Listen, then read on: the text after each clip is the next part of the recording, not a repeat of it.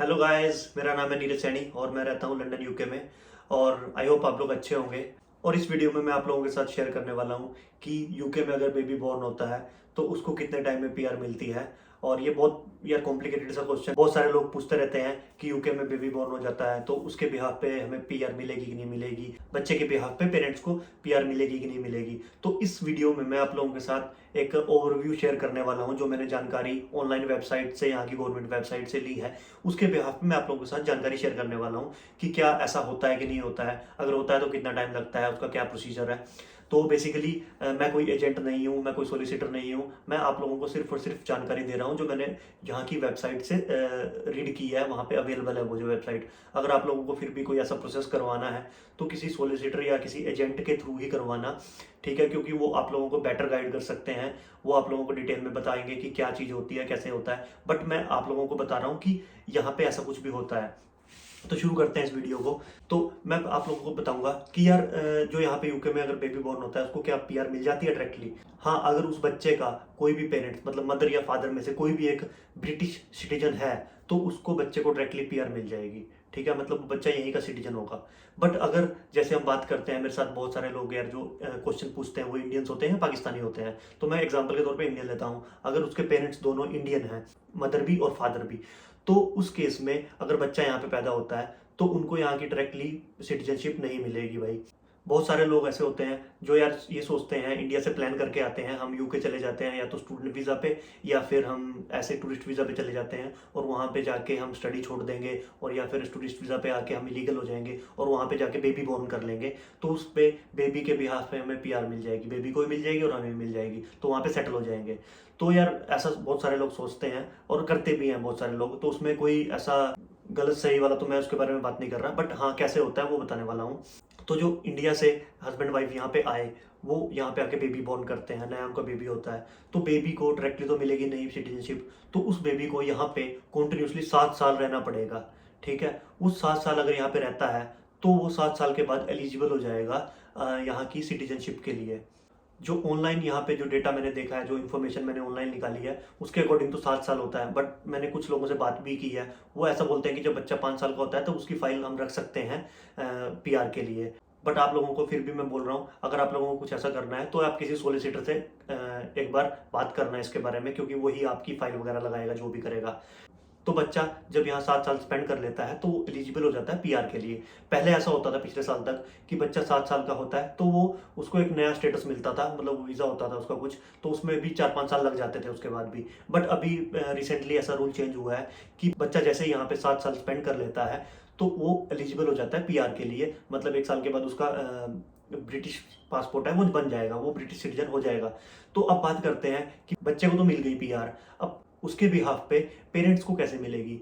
तो यार जब बच्चा यहाँ पे 7 साल स्पेंड कर लेता है, उसको पीआर मिल गई यहाँ पे, तो पेरेंट्स है उनको शो करना पड़ेगा, उनको मतलब एज ए गार्डियन और केयर टेकर शो करना पड़ेगा कि हम बच्चे की देखभाल करते हैं, तो हमें इस बच्चे को संभालने के लिए वीज़ा चाहिए। तो यहाँ की गवर्नमेंट है वो आप लोगों को एक वीज़ा देगी 2.5 साल का। तो उस 2.5 साल में आप लोग मतलब सारा कुछ आपको मिलेगा, जैसे कि आपको राइट टू वर्क मिलेगा, आप लोगों को राइट टू रेंट मिलेगा, घर ले सकते हो, आप बिजनेस कर सकते हो, कुछ भी कर सकते हो आप उस पर। बट हाँ, जो कुछ रिस्ट्रिक्शंस होती है ना, जो सभी वीज़ाज पे होती हैं वो होती हैं। बट नॉर्मली एक बंदा जो काम कर सकता है वो कर ही सकता है उन वीज़ा पे। उस वीज़ा पे आप लोग ट्रैवल भी कर सकते हो अपनी कंट्री में, और मतलब ऑलमोस्ट सारे आपको बेनिफिट्स मिलेंगे। तो जैसे 2.5 साल आपने वो कंप्लीट किया, उसके बाद आपको 2.5 साल का फिर से मिलेगा। मतलब ऐसे 2.5 2.5 साल करके आप लोगों को 4 बार वो वीज़ा लेना पड़ेगा। मतलब आप लोगों को टोटल उस 7 साल के बाद 10 साल और यहाँ स्पेंड करने पड़ेंगे। 10 साल के बाद आप लोग यहाँ पे स्पेंड कर लेते हो, फिर आप लोगों का यहाँ की गवर्नमेंट है जो आप लोग जब पीआर के लिए अप्लाई करोगे तो यहाँ की जो गवर्नमेंट है वो आप लोगों का चेक करेगी कि आपका बैकग्राउंड, आपने कितना टैक्स पे किया है, आपने टैक्स पे किया कि नहीं किया, आप कोई इलीगल एक्टिविटी में इन्वॉल्व तो नहीं हो। ये सारी चीज़ें आप लोगों का बैकग्राउंड पूरा चेक होगा। ठीक है, वो चेक करने के बाद अगर आप उसमें सक्सेसफुल हो जाते हो तो यहाँ पे आप पीआर के लिए एलिजिबल हो जाओगे उन 10 साल के बाद। ठीक है, वो 10 साल के बाद आप पीआर मिल जाएगी आपको, और फिर उसके बाद आपको 1 साल के बाद सिटीजन भी मिल जाएगी। तो मतलब ये रूट है, अगर आप लोगों का बच्चा यहाँ पे पैदा होता है तो उसके बाद 7 साल आप लोगों को लगेंगे बच्चे की पीआर में, और उसके बाद 10 साल और लगेंगे आपकी पीआर में। तो ये एक प्रोसीजर है। मतलब कि अगर आप सपोज अभी 2022 चल रहा है, आप लोग 2022 में यहाँ पे आते हो, आप लोग यहाँ बच्चा प्लान करने की सोचते हो, तो 2023 में आपका बच्चा पैदा पैदा होगा।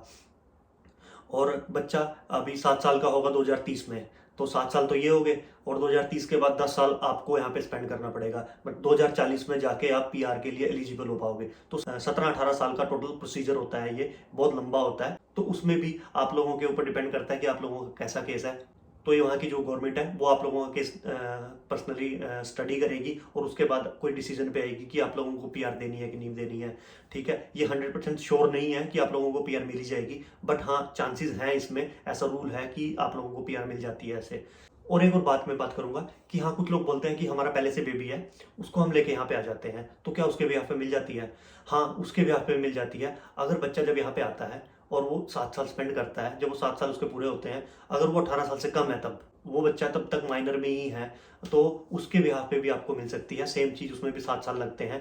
मतलब अगर आप लोग यहाँ पे आते हो 5 साल का बच्चा लेके, जब वो 7 साल यहाँ स्पेंड करेगा, तो 5 का तो वो पहले ही था, और 7 साल और उसने स्पेंड किए, तो 12 का हो गया जब वो, तो उसको 12 साल की एज में उसको यहाँ पे पीआर मिल जाएगी उस बेबी के बिहाफ पे। जब वो 10 साल, मतलब आपको 2.5-2.5 साल के 4 बार वीज़ा मिलेंगे, तो उसके बाद आप लोगों को, मतलब जब वो 10 साल हो जाएंगे, तब उस केस में भी सेम सिमिलर प्रोसेस है।